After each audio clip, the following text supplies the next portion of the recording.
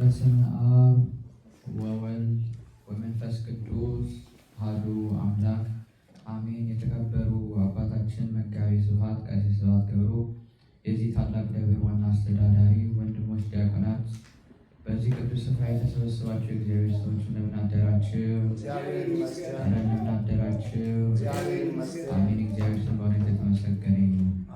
እንኳን አደረሳችሁ። አሁን ሰዓቱ ክፍለ ጊዜው የወንጌል ነው። የዕለቱ ወንጌል የሚያስተምሩን አባታችን መጋቤ ስብሐት ናቸው። ወደ ቀጥታ ወደ እሳቸው እንሄዳለን።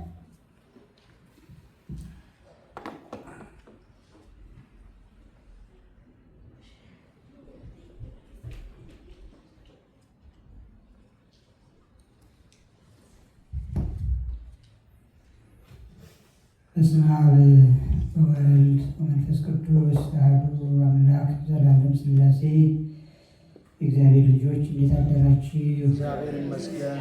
ምስጋና የባህሪ ብቸኛ ገንዘቡ የሚሆን የአባቶቻችን የቅዱሳን አምላክ አምላካችን ቅዱስ እግዚአብሔር ስለ ቸርነት ስራ ሁሉ ቅዱስ ስሙ የተመሰገነ ይሁን። አሜን። እስቲ የማይታወቅ አምላክ እናመልካለን በሉ። የማይታወቅ አምላክ እናመልካለን። ጥሩ ነው። እናመሰግናለንም ይሆናል እናመልካለን ነው። ይህንን የተናገሩት ግን እኮ ጣዖት አምላኪዎች ናቸው። ጣዖት የሚያመልኩ ሰዎች፣ ዛፉን አምላክ ነው ብለው የሚሰብኩ ሰዎች እነሱ ናቸው። የማይታወቅ አምላክ እናመልካለን፣ ለማይታወቅ አምላክ እንሰግዳለን ያሉት። ቃሉ ግን መጽሐፍ ቅዱስ ላይ ነው የተጻፈው። ያው መጽሐፍ ቅዱስ እንደምታውቁት ስለ ቅዱስ ሚካኤል ጽፏል፣ ስለ ርኩስ ሳጥናኤልም ጽፏል፣ ስለ ቅዱስ ጴጥሮስም ጽፏል፣ ስለ ታማኝ ሐዋርያ፣ ስለ ካደው ደግሞ ስለ ይሁዳም ጽፏል፣ ስለ ካህናተ ኦሪትም ጽፏል፣ ስለ ካህናተ ወንጌል፣ ስለ ካህናተ ሐዲስ፣ ስለነ ቅዱስ ማቴዎስ፣ ማርቆስ፣ ሉቃስ፣ ዮሐንስ እዚህ ሁሉ ስለ ቅዱሳኑ ስለ አዲሶቹ የወንጌል ትንቢት ፈጻሚዎች ሰባኪዎች ጽፏል። ሁሉም ጽፏል። ደጉንም ክፉንም ጽፏል።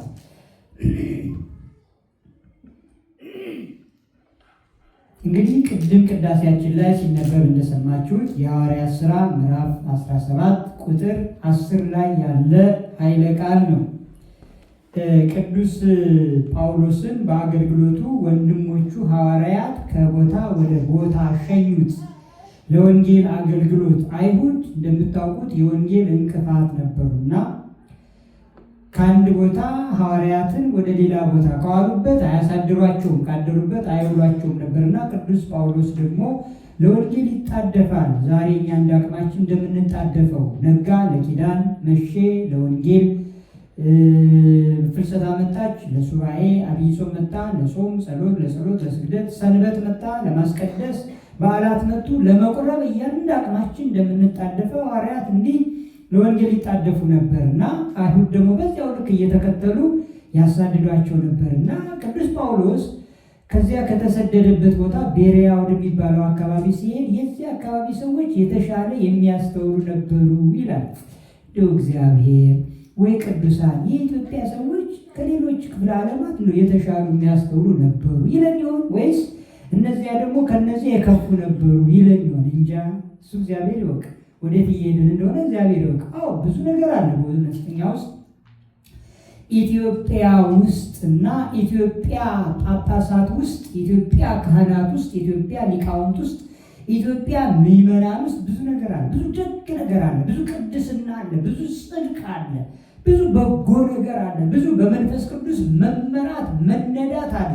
መነካት አለ። መቃጠል አለ። በመንፈስ ቅዱስ ሰዓት በእውነት ብዙ አገልግሎት አለ። አሁን ይሄ ወራጽጌ እንደምታዩት ሰንበት ውድ ሊቃውንቱ በእውነት ምድራዊ ወይም መላካዊ የሚል ያለ ስለ ገብረ መንፈስ ቅዱስና ስለ ሌሎቹ ቅዱሳን መልአክ ነው ወይስ ምድራዊ ሰው ነው ወይስ የሰማይ መልአክ ነው የሚባልላቸው ቅዱሳን አሉ። አሁን ጽጌ ማለት ብታዩ በኢትዮጵያ በገዳማቱ በትልልቅ አድባራቱ እዚህም አሜሪካ ቢሆን በእውነት በየአብያተ ክርስቲያናቱ ትልልቆቹ ብዙ አገልጋይ ባላቸውና የራሳቸው አብያተ ክርስቲያናት ባላቸው ላይ መላእክት ነው የሚመስሉት ሊቃውንቱ ሲያሸበሽቡ በእውነት ቃለ እግዚአብሔሩ ብዛቱ፣ ጥልቀቱ፣ ምስጢሩ ምስጢሩ ትርጉሙ እንዴት ማር እንደሚል ሕይወት ነው በእውነት እና እግዚአብሔር በእውነት ያመሰግነናል። በእውነት ልጆቼ ይለናል። በእውነት ኢትዮጵያውያን ልጆቼ ይለናል። በእውነት እስራኤል እንደዛ ነበር የሚላቸው። እስራኤል ማለት የተለየ ልዩ ወገን ማለት ነው። ለርስቱ የተመረጠ ሕዝብ ማለት ነው። ኢትዮጵያዊ ማለትም እንደሱ ነው። ምክንያቱም እስራኤል ዘስጋ እነዚያ ናቸው። እኛ ደግሞ ዘነፍስ ነን። እስራኤል ዘነፍስ ነው ስለሆነ እና የተለየነን ልዩ ዋጋ ልዩ የክብር ቦታ ያለን ነው። እውነት ነው።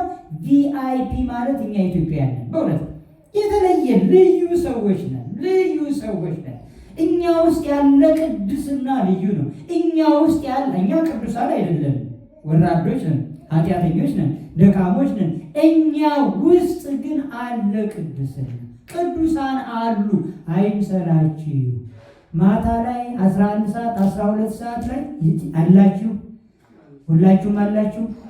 12 ሰዓት ላይ ጀንበሯ ታቆለቁላለች አይደል? ትሮጣለች። ጨለማው እየመጣ መሆኑን ትናገራለች። ይመሻል፣ ጨለማው ያስፈራል። በተለይ ሊነጋ ሲል ይጨልማል። 11 ሰዓት ላይ ያስፈራል፣ ድቅድቅ ይላል። በቃ ሊነጋ እኮ ነው። 1 ሰዓት 2 ሰዓት ቆይቶ ግን ከጧቱ 1 ሰዓት ሲሆን ፏ ብላ ፀሐይ ትወጣለች። ዛሬም እውነቴን ነው የምነግራችሁ የኢትዮጵያ ጉዳይ እንደዚሁ ነው። ይነጋል፣ በቅርቡ ይነጋል። ርዕሳችን ነበር የማይታወቅ አምላክ እናመልካለን ማለት እንመጣበታለን። ዛሬ አንጣደፍም። ቢሆንም ግን ብዙ ሩጫ አለባችሁ፣ ሁላችንም አለብን። ብዙም አልይዝም፣ አሳጥረዋለሁ እና ብዙ ተስፋ የሚያስቆርጡ ብዙ የሚያስጨንቁ ጉዳዮች አሉብን። በእውነቱ እኛ ኢትዮጵያውያን ነን። ትንቢት የተነገረልን የእነዚህ አባቶቻችን አምላክ የት አለ? ቀድመዛ በነቢያቱ ይሉ የነበረው እንደዚህ እኮ ነው። እንደዚህ ነበረ ይሉ የነበረው እስራኤልን አሕዛብ ሲያስጨንቋቸው የአባቶቻችን አምላክ የት አለ? ግፉ ሲበዛ በስደት ሲጨነቁ፣ ዛሬም ኢትዮጵያዊ ሁሉ እንደዛ ነው። በአረብ ሀገር ብዙ የሚሰቃዩ ኢትዮጵያውያን አሉ። ባደጉት ሀገር ካለንበት ከዚህ ከአሜሪካ ጀምሮ በመላው ዓለም ያለ ኢትዮጵያዊ ሁሉ እንደ ዘር ተዘርቶ በእውነት በያለበት የሚጨነቅ አለ። ስለማማ ኢትዮጵያ ውስጡ የሚደማ የሚያዝን የሚያለቅስ መቼ ነው ኢትዮጵያን ይቅር የምትላት? መቼ ነው ከምስራቅ እስከ ምዕራብ ከሰሜን እስከ ደቡብ ሰላም የሚሰፍኑ? መቼ ነው እንባ የሚቆመው? መቼ ነው ሞት በቃ የምትለው እግዚአብሔር የሚል ኢትዮጵያዊ ብዙ ነው። በያለንበት በብዙ ነገር ተጨንቀናል። ግን ይነጋል። የምናመልከው አምላክ እርግጥ ነው የማይታወቅ አምላክ ነው። ይሄ የማይታወቅ አምላክ እናመልካለን የሚለው ቅድም እንደተነጋገር ነው። ለጊዜው የተናገሩት ጣዖት አምላኪዎች ቢሆኑም ቅዱስ ጳውሎስ ይኸውላችሁ ከቃሉ ጋር ሁኑ አደባባያቸውን ይጎበኝ ነበርና የጣዖት ማምለኪያ ስፍራቸው ላይ ሄደ። እየዞረ ሲጎበኝ ወንጌል ብልሃት ይፈልጋል፣ ወንጌል ጥበብ ይፈልጋል እና በጥበብ ሊያስተምራቸው እሱ ያስብ ነበረ። መንፈስ ቅዱስ ይነዳው ስለነበረ መንፈስ ቅዱስ ይንዳን። መንፈስ ቅዱስ በእውነት ያሰማራል። መንፈስ ቅዱስ ካሰማራ ይጠገናል የተሰበረ። መንፈስ ቅዱስ የሚነዳ ከሆነ መንገዱ ሁሉ የብርሃን መንገድ ይሆናል። ቅዱስ ጳውሎስ እንደዛ ነበር። ከኋላው ስደት አለ፣ ከፊቱ ግን መንፈስ ቅዱስ እየነዳውም እየመራውም ስለነበረ ስራ እየሰራ ያልፍ ነበር እና የጣዖት ማምለኪያ ቦታቸውን ሲጎበኝ ለማይታወቅ አምላክ እንሰግዳለን የሚል አገኘ ይላል። አሁን ጥሩ ምክንያት አገኘ።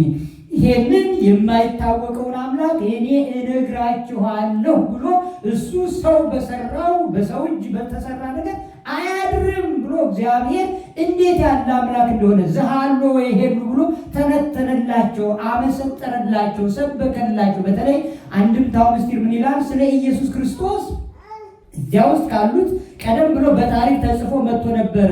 እልመክኑን ወረደ፣ አምላክ ከሰማይ ወረደ፣ አይሁድ ደግሞ ይዘው ሰቅለው ገደሉት የሚል ተጽፎ ነበርና አዝነው ነበር ይላል። ያን በምስጢር በደንብ ሰበከላቸው። ከነሱ መካከል እግዚአብሔርን አውቀው አምነው ተጠምቀው ዳኑ። እኛ ካመን ከተጠመቅን ቆይተናል። በእርግጥ አሁንም ግን ለማይታወቅ አምላክ እንሰግዳለን። ቅዱስ ጳውሎስ እነሱ ለማይታወቅ አምላክ ብለው ያሉትን አያውቁትም ነበረ። ከቃሉ ጋር ናችሁ? ከቃሉ ጋር ናችሁ? አያውቁትም ነበረ። የማያውቁትን ገለጠላቸው። እነሱ የማይታወቅ አምላክ የተባለውን በቃ የማይታወቅ አምላክ ብለው ያንን በዝም ብለው ያመልኩ ነበረ። ዛሬ ዛሬ ቅዱስ እስጢፋኖስ ደግሞ ምንድን ነው ያለው? በስቅለቱ ማለት በውግረቱ ክርስቶስ በስቅለቱ እንደተናገረው ቅዱስ እስጢፋኖስ በውግረቱ ይሄ የማይታወቅ አምላክ የሚለውና ከቃሉ ጋር ሆኖ ቅዱስ እስጢፋኖስ አባ እስራኤሎሙ ያለው ክርስቶስም አባ እስራኤሎሙ ያለው ምስጢሩ አንድ ነው ማለት በዘኢየአምሩ ይገብሩ ሳያውቁ ይሰራሉ ወይም የሚሰሩትን አያውቁም። አይጣላ ያድርስ ነው። ሰው የሚያመልከውን አምላክ ካላወቀ ችግር ነው፣ ወይም የማያውቀውን አምላክ ካመለከም ችግር ነው። በእርግጥ የማናውቀውን አምላክ ማምለካችን በአንድ መልኩ መልካም ቢሆንም ያ ማለት ምንድን ነው? መልካም ጎኑን መጀመሪያ እንናገር። መልካም ጎኑ እግዚአብሔር በባህሪው አይመረመርም። ከቃሉ ጋር ነው። ሁላችሁም ከቃሉ ጋር ነው። ሕፃናትን ተዋቸው። እግዚአብሔር ባህሪው አይመረመርም። ስለማይመረመር አናውቀውም። ባህሪው ለእኛ እንዲገባን የሚገባን ያህል ብቻ በገለጠልን መሰረት ነው። በገለጠልን በፈቀደልን መጠን ነው እግዚአብሔር የምናውቀው። አውቀነው አይደለም። በፍጹም እግዚአብሔርን አናውቀው፣ ልናውቀውም አንችልም። ባህሪያችን፣ ተፈጥሯችን እግዚአብሔርን ለማወቅ የተቻለው አይደለም። ቅዳሴያችን ቅዳሴ ማርያም ላይ ሊቁ አባ ጊዮርጊስ ምን ይላል መሰላችሁ? የልጅሽን የባህሪውን ጥልቅነት ሕሊናዬ ሊመረምር ይወዳል። ወሶበ ይሄሊ ዘንተ ይፈቅድ ሕሊናዬ ይጽንን ምስራቃ ወይመትን እመቃ አብሪቱ ለወልኪ ወያም አብሎ መዋግደ ምስዋራቱ ለፍቁርኪ ይላል። እንደገና ልቤ የልጅሽን የባህሪውን ጥልቅነት ሊዋኝ ይወዳል። ከአየራት ከእርቧቸው እርቧ አይደርስም። ወይመት ምስራቅ ወምዕራብ ሰሜን ወደቡብ ዳርቻቸውን ሁሉ እነዚህ ጎበኝ፣ ግን ያቅተውና ወደ ነበረበት ይመለሳል ይላል። ይሄ ማለት ነው የማናውቀውን አምላክ እኛ እናመልካለን ማለት። አሕዛብ የማያውቁትን ያመልካሉ ማለት ጣዖት ያመልካሉ ማለት ነው። እኛ ግን የማናውቀውን አምላክ እናመልካለን ሲባል እንደዚህ ነው። እግዚአብሔርን አውቀነው ጠንቅቀነው አይደለም የምናውቀው። በፈቀደልን መጠን ግን ስሉስ ቅዱስ እያልን እናመስግነዋለን። አንድም ሶስትም እያልን እናመስግነዋለን። እግዚአብሔር ኤልሻዳይ ነው እያልን እናመሰግነዋለን። አማኑኤል እግዚአብሔር ከኛ ጋር ነው እያልን እናመሰግነዋለን። ኢየሱስ መድኃኒት እያልን እናመሰግነዋለን። በገለጠልን መጠን ብቻ እናመሰግነዋለን። ሌላው እኛ ውስጥ እንቅፋቱ ደግሞ የማናውቀውን አምላክ ማምለካችን። ሌላው እንቅፋት ምንድን ነው? እግዚአብሔር የሕግ አምላክ ነው። እግዚአብሔር የስርዓት አምላክ ነው። ስርዓትን ሕግን የሰራ እሱ ነው። ግን ከስርዓት በላይ ከሕግ በላይ ግን እግዚአብሔር ይሰራል። በእውነት ስርዓትን ተራምዶ ሕግንም አልፎ እግዚአብሔር ይሰራል። እግዚአብሔር የልብ አምላክ ነው። እግዚአብሔር በልብ ቅንነት እሱን በመፍራት የሚያመልከውን ሰው ጠንቅቆ አውቆ የልቡን ሹክሹክታ ሀሳቡን ተረድቶ እንደ ሀሳቡ ይከፍለዋል። አንትሙሰ ተሐውሩ ግድመ ወአነኒ አሐውር ግድመ። እናንተ በጠማማ መንገዳችሁ ብትሄዱ እኔም በጠማማ መንገድ ሄዳለሁ ማለት ወይ ፈቅደው ለሁሉ በከመ ምግባሩ ለሁሉም እንደ ስራ ዋጋውን ይከፍለዋል ማለት ነው። ይሄ ማለት የማይታወቅን አምላክ የሚያመልክ ማለት እኛ ውስጥ ሆኖ ስህተቱ አሁንም ቅድም በዘረዘርኩት ልክ ከላይ ጀምሮ እስከ ታች ድረስ ፊት ለፊት አቦ መወዳደስ፣ ፊት ለፊት ከኋላ ደግሞ ተንኮል፣ ምቀኝነት፣ ክፋት፣ መሰሪ መሆን፣ ጉድጓድ መቆፈር። ይሄ ማለት የምናመልከውን አምላክ አለማወቅ ወይም የምናውቀውን አምላክ አናውቀውም ማለት ነው። እግዚአብሔር እንደዚህ አይደለም። በቃ ወይኩን ነገርክሙ እወ የሚል አምላክ ነው። ነገራችሁ እውነት ከሆነ እውነት በሉ፣ ሐሰት ከሆነ ሐሰት በሉ ነው። ሰውየው ጥሩ ከሆነ አንተ ጥሩ ሰው ነህ፣ ደግ ሰው ነህ። ሰውየው ሲሄድም ዝም ይኸው ነው። ፊት ያለ ደግ ሰው መሰለ፣ ብሩክ ሰው ነው እኮ የተባረከ ሰው ነው። ፊት ለፊት አንተ እኮ እንደው አንተ ደግ ሰው ነህ፣ ሲሄድ ግን ይሄ ርጉም ለሌሎቹ።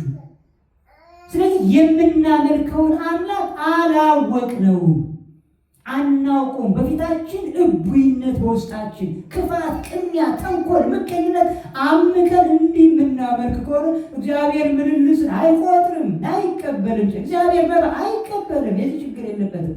እግዚአብሔር ስልጣን ክህነት አይቀበልም፣ የዚህ ችግር የለበትም። ያለ እረፍት የሚያመሰግኑ ንጹሐን ቅዱሳን ትጉሃን መላእክት አሉት። ሆነ ምኑንም ምስጋናው ሊቅ መሆን፣ አዋቂ መሆን፣ ባለሀብት መሆን፣ ባለጸጋ ይሄ ሁሉ ጉዳዩ አይደለም ለእግዚአብሔር። ሁሉ ከሱ ሁሉ በእርሱ ሁሉ ለእርሱ ስለሆነ ማለት ነው። እግዚአብሔር የድሃዋን የመበለቲቱን መሐለቅ ያችን አንዷን ሳንቲም የተቀበለ ጌታ ነው።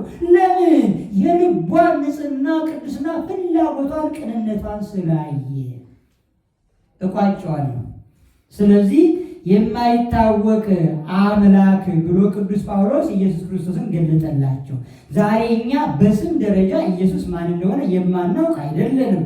ኢየሱስ ክርስቶስን በስም እናውቀዋለን። ከባሕርይ አባቱ ከአብ ከባሕርይ ሕይወቱ ከመንፈስ ቅዱስ ጋር በአንድነት በሦስትነት የሚሰለስ የሚቀደስ የሚወደስ አንድ እግዚአብሔር አምላክ እንዳለ እናውቃለን። የዚህ ችግር የለብንም፣ አንቀላቅልም እኛ ይላል አሁን ቅዱስ ሊቁ አባ ሕርያቆስ በቅዳሴው አንቀላቅልም ይላል። እነዚህ አሕዛብ ግን ያዋቸው ይቀላቅላሉ፣ እኛ አንቀላቅልም። በእውነት አራት አምላክ አንልም።